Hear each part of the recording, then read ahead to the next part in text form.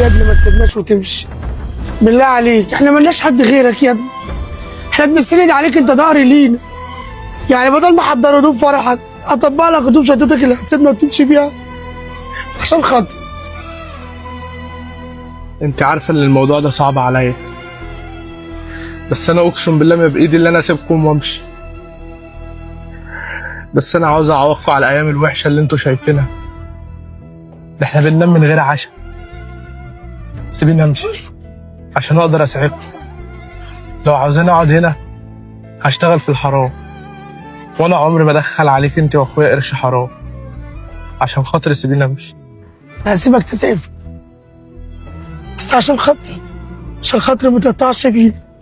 مش عايز احس ان انت غايب عني. انت سندنا وظهرنا عشان خاطر. روح يا ابن الله يستر عليك. اللي انت بتقوليه ده يابا اقطع بيكم؟ هو انا عامل كل ده ليه؟ مش عشان كنت ياما انا ماليش غيرك انت واخويا. بالله عليكي بقى ما تقلبي عليا المواجع وسيبيني امشي. تعرفي بس انت قولي عن عشت الغلا. هو في ايه يا عم؟ هو الواد ده بيعاندني ولا ايه؟ انا بقعد في اي حته بفلوسي. بقالي 10 دقايق قاعد، الواد لحد دلوقتي ما جاش يشوفني اشرب ايه؟ عليا حلال من جنيه ومقفل لهم القهوه دي. في ايه يا ابو عمو؟ شغل ليه بالك بالواد دي؟ مش كل حاجه الفلوس. لو هتعامله بالاصول هيعاملك بالاصول. مش كل حاجه الفلوس اديني بقولها لك، يا اما مش هيشوفك.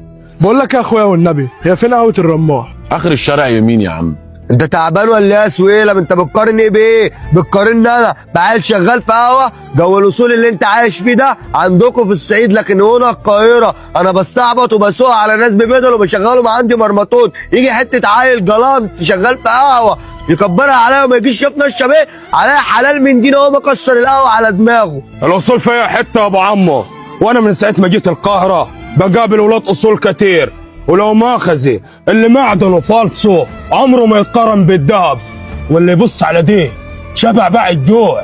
على حق يا ابو عمو، بس اللي اتربى على طبليه ابوه اجدع من اللي اتربى على ماكو كنتاكي. وانا ببقى متعمد ما اجيش على الترابيزه دي بسببك انت، لكن انا باجي هنا لاجل ابن عمك انه بيفهم في الاصول وراجل جدع. غير كده انا مش هشوفك. انا اعمل اللي انا عايزه واخلي اي حد يخدمني وبفلوسي. حبيبي يا فلوس، الكلام ده عندها. هتقعد عندنا هنا باحترامك وبأدبك هنشيلك فوق دماغنا، لكن بالطريقه اللي انت بتتعامل بيها دي قسما بالله ما هنشوفك.